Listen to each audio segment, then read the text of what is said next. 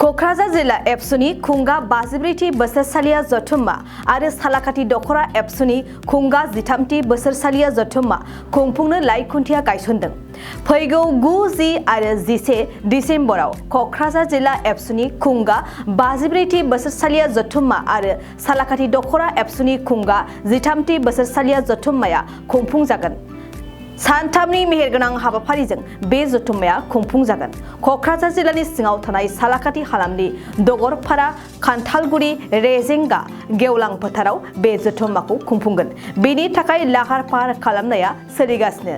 लाहार फाहार खालामनाय बायदियैनो दिनै खुंफुंगोन जायगायाव लाइखुन्थिया गायसननाय जायो। लाइखुन्थिया गायसननाय हाबाफारियावनो बाहागो लायो मिरु एबसुनि बुंथिगिरि जनक उजिर, क'क्राझार जिल्ला एबसुनि आफादगिरि कृपेश दैमारि आरो बानजाय आफादनि मासिगिरि लिंथुमगिरिफोरजों लोगोसे माखासे मेलेमजिबिफोर। गिबियावनो गोजोननायखौ आङो जासिग्रोगोन, मानोना क'क्राझार जिल्ला दुलाराय बर' फरायसा आफादनि जे 54थि जे बोसोरारि जथुम्मा, बोसोरसालिया जथुम्मा, बेनि मोनसे दिनै खुन्थिया गायसननाय हाबाफारि आरो दिनै जे हाबाफारि जे गोथार दिनाव बे हाबाफारियाव जे जों थांखि लानानै जे हाबाफारि मावलांनो जों थांखि लादों। जिहेतु दुलाराय बर' फरायसा आफादनि जारिमिनखौ जुदि बुङोब्ला क'क्राझार जिल्ला दुलाराय बर' फरायसा आफादा एसेबो खम नङा। मानोना बर' हारिनि सानस्रि सान्थौ आरो गासिबो हाबाफारिखौ दुलाराय बर' फरायसा आफाद एबा बर' हारिया मावदों होनबा क'क्राझार जिल्लानि बिहोमाया गोबां दं। दा बेखौ जोङो बेनिखायनो जों क'क्राझार जिल्ला दुलाराय बर' फरायसा आफादा फैगौ जे 9, 10 आरो 11 दिसेम्बरनि जे हाबाफारियाव जे बयखौबो जोङो हांख्रायनानै फैबाय थानाय समाव बर' हारिनि जे सावरायनो गोनां, मावनो गोनां हाबाफारिफोरखौ बे जथुम्मायाव जों गोथौयै सावरायगोन। आथिखाल बिटिआर गोरोबथानि सायाव जे मावनो गोनां जे एकर्डनि दफा मथे हाबाफारिफोर गोबां जोंहा बेवहाय सावरायनांगौ दङ। बेनिफ्राय जोंनि समाजनि सोलोंथाइनि आयदा हिसाबै सरकारनि लानाय आसनिफोर, जिहेतु दायो जे सरकारा फोसावदों, फारसेथिंजाय जोंहा जोंनि गुन गथ' शिक्षानि थाखाय जोंनि रायजो राजाफोरा, जोंनि समाजा जे हाबाफारिफोरखौ जों मावनांगौ बिनि सायावबो जों गोथौयै सावरायगोन। फारसेथिं जोंनि समाजाव गुबुन गुबुन बेले बेजे थासारि, खोमसि फोथायनाय, जौ जुवानि गोहोम बायदि बायदि बिथिंखौ लानानै क'क्राझार जिल्ला दुलाराय बर' फरायसा आफादा बे जथुम्मायाव गोथौयै सावरायगोन आरो गमामा दुलाराय बर' फरायसा आफादनि बिथोन, जे मिरुनि बिथोन, बे बिथोनखौ फालिनानै जे क'क्राझार जिल्ला दुलाराय बर' फरायसा आफादा मा हाबाफारिखौ जों लासोनो हायो बेनि सायाव जों गोथौ आरो गुवारै सावरायनानै जोङो बेवहाय थांखि लागोन। अदेबानि जोंहा बिसेसके मावनो गोनांथार हिसाबै दे दायो जे बिटिआर दफानि गोरोबथा मथे 6.3 थामहिनबा सोलोंथाइनि बिथिङै जे सरकारि खालामनो गोनां जे फरायसालिफोर आरो दायो जे सरकारा फोसावदों जे गासै 10था जे बिटिआर ओनसोलनि जे कलेजफोरखौ सरकारा लानायनि बाथ्रा, बिनि सायावबो गोथौयै जोङो सावरायनानै बबे कलेजखौ जोङो बोरै लांनो, सोलोंथाइ हायारि इडुकेसननि सायाव जोङो बेसेबां जोङो खामानि मावनांगौ दं, बेफोर बाथ्राफोरखौ जोंहा सावरायनो गोनां दं। आरो फारसेथिंजाय जोंहा एकर्डआव लिरनाय बायदि जे जोंनि बिटिआरनि जे बाउन्डारि बियो बारायनानै जोंनि जे बिटिआरनि गोरोबथा मथे जे दफा, बे दफाया लिरनाय मथे जे बिटिआरनि बाउन्डारिया बारायनांगौ, बिनि सायावबो जोङो गोथौयै सरकारखौ प्रेसार होनांगौ बा बे मावनायनि बेलायाव जोङो सरकारजों सावरायलायनानै जों बोरै दाफुंनो हायो बेखौ जों गोथौयै सावरायनानै जों थांबाय थादों। जिहेतु बाउन्डारि बारायनायनि जे प्रसेस बियो सोलिगासिनो दं, खामानिया सोलिगासिनो दं। बे हिसाबै जोंहा गोबां सावरायनांगौ हयथ' दङ। बिनि अनगायै जोङो दायो जे मावनो गोनां जोंनि हाबा हारिमुनि बाथ्रा, जोंनि समाजनि बाथ्रा, बेफोरनि अनगायैबो जोंहा गोबां सावरायनांगौ दङ।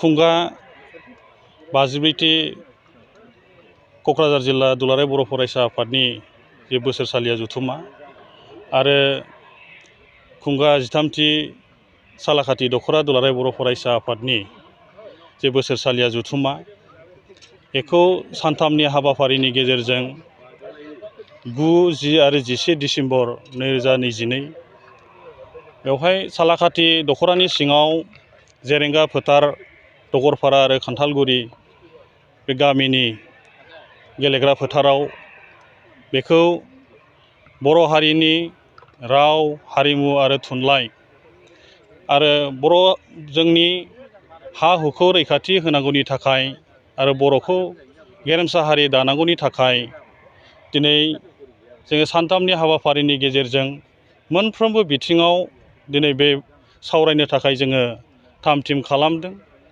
दिनै थुनलाइयारि आयदा, गेलेमु आयदा, हारिमु आयदा आरो जोंनि ट्राइबेल बेल्ट ब्लक आरो हा हुखौ रैखाथि होनांगौनि थाखाय सावरायमेल आरो बेनि गेजेरजों फैगौ 10 बोसोराव जोङो क'क्राझार जिल्ला हिसाबै ओनसोलनि जेंनाफोरखौ लानानै खामानि मावलांनांगौनि थाखाय जोङो डेलिगेट सेसननि गेजेरजों जोङो सावरायनानै थाम-थिम खालामनानै लानो थाखाय जोङो थियारि जादों।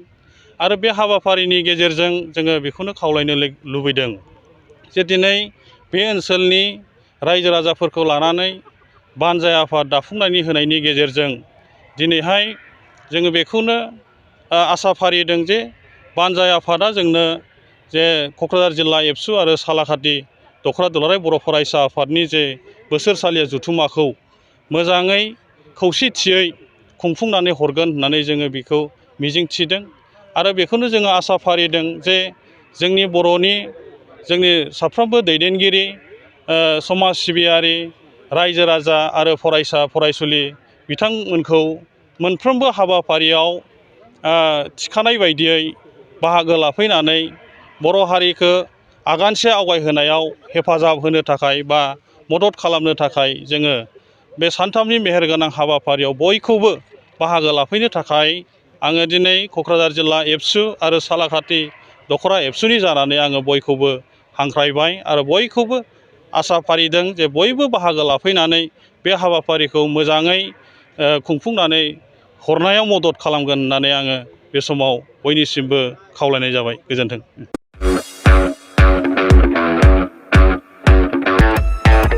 स्कुटि आरो बाइक सालायग्राफोरनि थाखाय मोनसे मोजां फोसावथाय। चिरांनि काजलगावआव पेट्रल पाम्पनि साखाथियाव थानाय MMH अट' हन्डा श'रुमआ नोंथांमोननि थाखाय स्कुटि आरो बाइकखौ खम डाउन पेमेन्टआवनो होनायजों लोगोसे मोजां अफार लानानै फैदों। नोंथांमोना बे श'रुमनिफ्राय स्कुटि आरो बाइकखौ खम डाउन पेमेन्टआवनो मोननायजों लोगोसे बेसेन नाङाजासे गंनै हेलमेट, गांसे ब्लेंकेट, नोगोद 500 रांनि खाबुखौबो मोनफागोन। MMH अट' हन्डा श'रुमनिफ्राय बेफोर खाबुखौ नोंथांमोना 19 नभेम्बरनिफ्राय 30 डिसेम्बरसिम मोननो हागोन। लोगोसेयैनो गोजाम स्कुटि बाइकफोरखौबो बे श'रुमाव सोलाय सोल' खालामनो हागोन। नोंथांमोना MMH अट' हन्डा श'रुमाव स्कुटि आरो बाइकखौ बायनो गोसो दङब्ला नैबे मबाइल नम्बर 8720957824 एबा 6001916155 आव थोंजों फोनांजाब खालामनो हागोन।